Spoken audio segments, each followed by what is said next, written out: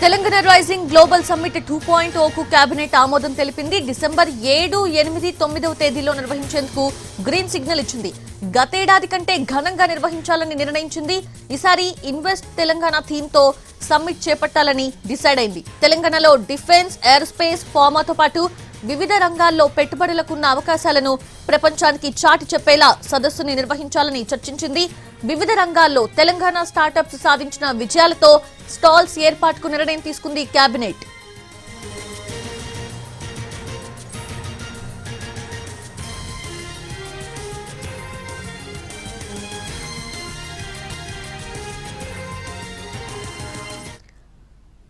Latest updates తెలుసుకుందాము. తెలంగాణ సచివాలయం నుంచి మా ప్రతినిధి సుధీర్ జాయిన్ అవుతున్నారు. Sudheer, over to you. Telangana cabinet ముఖ్యమంత్రి రేవంత్ రెడ్డి అధ్యక్షతన కొనసాగుతోంది. దాదాపుగా 2 గంటల పాటు కూడా ఈ సమావేశం కొనసాగుతూనే ఉంది. ఈ సమావేశంలో ఇప్పటికే పలు కీలక నిర్ణయాలు తీసుకున్నట్టుగా కూడా తెలుస్తుంది. అభివృద్ధి సంక్షేమ కార్యక్రమాలతో పాటుగా ప్రస్తుతం ఏదైతే గ్లోబల్ సమ్మిట్కు సంబంధించి డిసెంబర్ 7, 8, 9 తేదీలో గ్లోబల్ సమ్మిట్ 2.0ను నిర్వహించాలని చెప్పేసి రాష్ట్ర కేబినెట్ నిర్ణయం తీసుకుంది. ఇందుకు సంబంధించి అన్ని ఏర్పాట్లు చేయాలని చెప్పేసి కూడా ఆయా శాఖల అధిపతులను ఆదేశించడం జరిగింది. మరొక వైపు ఇప్పటికే ముఖ్యమంత్రి రేవంత్ రెడ్డి తన బృందంతో మరికొద్ది రోజుల్లోనే విదేశీ పర్యటన చేయనున్నారు. ముఖ్యంగా పెట్టుబడులను ఆకర్షించేందుకోసమే ఈ విదేశీ పర్యటన చేసే అవకాశం ఉన్నట్టు కూడా తెలుస్తుంది. దాదాపుగా 2 లేదా 3 వారాల పాటు కూడా ఆయన ఈ పర్యటన కొనసాగిస్తారు. అమెరికా, చైనాతో పాటుగా మరొక దేశంలో కూడా 3 దేశాల్లో పర్యటించే అవకాశం ఉన్నట్టు కూడా తెలుస్తుంది. దీంట్లో భాగంగానే గత సంవత్సరం గ్లోబల్ సమ్మిట్ నిర్వహించడం జరిగింది. రాష్ట్ర ప్రభుత్వం మొట్టమొదటిసారిగా గ్లోబల్ సమ్మిట్ని దాదాపు 100 కోట్ల రూపాయలు వెచ్చించి పెద్ద ఎత్తున ఈ సమ్మిట్ను నిర్వహించడం జరిగింది. దాదాపు 5 లక్షల కోట్ల రూపాయల పెట్టుబడులు కూడా వచ్చినట్టు కూడా రాష్ట్ర ప్రభుత్వం ప్రకటన విడుదల చేసింది. ఆ తర్వాత అందుకు సంబంధించిన వివిధ కార్యక్రమాలను కొనసాగిస్తూ వచ్చారు. ప్రస్తుతం మళ్ళీ ఈ సంవత్సరం కూడా 2.0 గ్లోబల్ సమ్మిట్ 2.0 అనే పేరుతోటి ఈ 7, 8, 9 డిసెంబర్ 7, 8, 9 తేదీల్లో ఈ గ్లోబల్ సమ్మిట్ను నిర్వహించాలని చెప్పేసి తెలంగాణ రాష్ట్ర ప్రభుత్వం అయితే భావిస్తుంది. అయితే ఇందుకు సంబంధించి ఇప్పటికే పెట్టుబడులను ఆకర్షించేందుకు కోసం తెలంగాణలో డిఫెన్స్, ఏరో, అదేవిధంగా ఫార్మాతో పాటుగా ఇతర రంగాల్లో పెట్టుబడులకు ఉన్న అవకాశాలను ప్రపంచానికి చాటి చెప్పే విధంగా ఈ కార్యక్రమాన్ని నిర్వహించాలని చెప్పేసి కూడా కేబినెట్ నిర్ణయం తీసుకున్నట్టు కూడా తెలిసింది. అయితే గతంలో తీసుకున్న నిర్ణయాలతో పాటుగా తెలంగాణలో ఇప్పటికీ స్టార్టప్ ప్రాజెక్టులు చాలా వరకు కొనసాగుతూనే ఉన్నాయి. వాటితో పాటుగా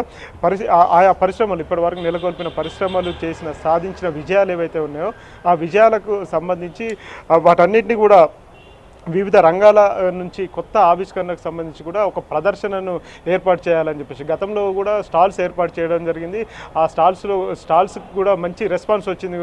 ఇందుకు సంబంధించి రాష్ట్ర ప్రభుత్వం కూడా సంతోషం వ్యక్తం చేసింది. ఎందుకంటే తక్కువ సమయంలోనే దాదాపుగా ప్రపంచంలోని అన్ని దేశాల నుంచి కూడా పెద్ద ఎత్తున దాదాపుగా 500 మంది విదేశీ పెట్టుబడిదారులు కావచ్చు, అదే వివిధ కంపెనీలకు సంబంధించిన ప్రతినిధులను ఆహ్వానించడం జరిగింది. 3 రోజుల పాటు జరిగిన ఈ కార్యక్రమం చాలా అద్భుతంగా జరిగిందని చెప్పేసి రాష్ట్ర ప్రభుత్వం భావించింది. దాదాపు 5 లక్షల కోట్ల పైచిలుకు పెట్టుబడులు వచ్చినట్టుగా వాటిలో చాలా వరకు కూడా ఇప్పటికే గ్రౌండ్ చేశామని చెప్పేసి రాష్ట్ర ప్రభుత్వం చెప్తుంది. అందులో మనం చూసుకున్నట్లయితే అమెరికాకు సంబంధించిన కంపెనీలు కావచ్చు, చైనా, ఇతర దేశాలకు సంబంధించిన కంపెనీలు ఏవైతే ఉన్నాయో ఆ కంపెనీలన్నీ కూడా తెలంగాణ రాష్ట్రంలో, తెలంగాణలోని ఫ్యూచర్ సిటీలో వాళ్ళు పెట్టుబడి పెట్టేందుకు సుముఖత వ్యక్తం చేశారు. చాలా వరకు రాష్ట్ర ప్రభుత్వంతో ఎంఓయూలు కూడా కుదుర్చుకున్నారు.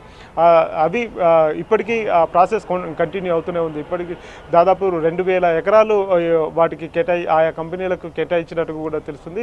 ఆ కంపెనీలు ఇప్పటికీ సదరు శాఖలతోటి సంప్రదింపులు జరుగుతూనే ఉన్నాయి. చాలా వరకు వాటికి కేటాయించిన భూముల్లో ఆ కంపెనీలకు సంబంధించి కంపెనీలను ప్రారంభించేందుకు కూడా సన్నాహాలు చేస్తున్నాం. వాటికి ఉండే అనుమతులు కావచ్చు, ఇతర ఏవైతే ఉంటాయో వాటన్నిటిని కూడా పరిష్కరించుకునే ప్రయత్నం అయితే చేస్తున్నారు. అందులో భాగంగానే ఇప్పుడు డిసెంబర్లో జరగబోతున్న 7, 8, 9 తేదీలో జరగబోతున్న గ్లోబల్ సమ్మిట్ కార్యక్రమానికి కూడా అంతకంటే ఎక్కువ రెస్పాన్స్ రావాలని చెప్పేసి అందుకోసం అధికారులంతా కూడా కృషి చేయాలని చెప్పేసి ఇప్పటికే కేబినెట్ నిర్ణయం తీసుకున్నట్టు కూడా తెలుస్తుంది. వీటితో పాటుగా ఇతర అంశాలు చూసుకున్నట్లయితే మెట్రోకు సంబంధించి మెట్రో ఫేజ్ 1, ఫేజ్ 2కు సంబంధించి కూడా చర్చ జరుగుతున్నట్టు కూడా తెలుస్తుంది. మెట్రో ఫేజ్ 1 అనేది కంప్లీట్ అయిపోయింది. మెట్రో ఫేజ్ 2 కంప్లీట్ కావాల్సి ఉంటుంది. దానికి సంబంధించి ఇప్పటికీ డిపిఆర్ సిద్ధమైంది. డిపిఆర్తో పాటుగా మెట్రో 2కు సంబంధించి పనులు ఏ విధంగా జరగాలి ఏంటి అనే విషయానికి సంబంధించి కూడా తెలంగాణ కేబినెట్ దాని మీద చర్చిస్తున్నట్టుగా తెలుస్తుంది. 22A సంబంధించిన భూములు ఏవైతే రాష్ట్రంలో కీలకంగా మారిన నిషేధిత భూముల్లో ఉన్న భూములు ఏవైతే ఉన్నాయో వాటి మీద కూడా ఒక నిర్ణయం తీసుకోవాలని చెప్పేసి అయితే భావిస్తున్నారు. ఇటు ఇరిగేషన్ ప్రాజెక్టులకు సంబంధించి కూడా చాలా వరకు దాదాపు 85,000 కోట్ల రూపాయల పెండింగ్ నిధులు రావాల్సి ఉన్నది. వాటికి సంబంధించి ఈరోజు ఉదయం ముఖ్యమంత్రి రేవంత్ రెడ్డి అదేవిధంగా finance principal secretary Sandeep Kumar Sultania, CS Sanjay Jaju ప్రత్యేకంగా సమావేశమయ్యారు. నిధుల విడుదలకు సంబంధించి కూడా ప్రత్యేకంగా భేటీ అయినట్టుగా కూడా తెలుస్తుంది. వీటితో పాటుగా పలు రెవెన్యూకి సంబంధించిన అంశాలు ఏవైతే ఉన్నాయో రెవెన్యూ అంశాలను కూడా చర్చించిన పరిస్థితి అయితే కనిపిస్తుంది. ఎందుకంటే ప్రస్తుతం రాష్ట్రంలో భూమి కొంత అంటే హైదరాబాద్లోని భూములతో పాటుగా పక్కనే ఉన్న సంగారెడ్డి కావచ్చు, అదేవిధంగా రంగారెడ్డి, మేడ్చల్ జిల్లాలో కూడా కొన్ని విలువైన భూములు అయితే ఉన్నాయి. ఆ భూములను విక్రయించాలని చెప్పేసి ఇప్పటికే కేబినెట్ సబ్ కమిటీ తెలంగాణ రాష్ట్ర ప్రభుత్వానికి ఒక నివేదికను అయితే సమర్పించింది.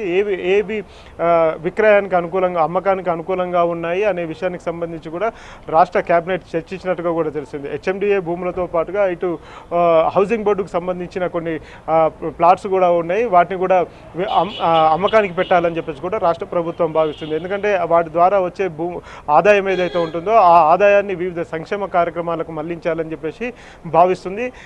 ప్రస్తుతం మరో 1-2 సంక్షేమ పథకాలను ఇంట్రడ్యూస్ చేయాలని చెప్పేసి కూడా కేబినెట్ నిర్ణయం తీసుకున్నట్టు కూడా తెలుస్తుంది.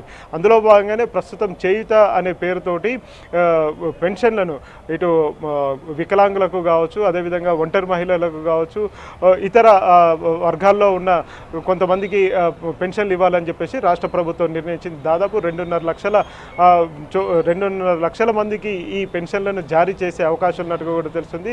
మరొక అంటే ఆగస్టు 31వ తేదీ వరకు కూడా ఎవరైతే అప్లై చేసుకుంటారో వారిలో అర్హులైన వారిని గుర్తించి వారికి ఈ పెన్షన్లు పంపిణీ చేయాలని చెప్పేసి రాష్ట్ర ప్రభుత్వం నిర్ణయించింది. మరొక వైపు డిజిటల్ రేషన్ కార్డులను ఇవ్వాలని చెప్పేసి రాష్ట్ర ప్రభుత్వం నిర్ణయించింది. అందుకు కేబినెట్ ఆమోదం కూడా తెలిపినట్టు కూడా తెలుస్తుంది.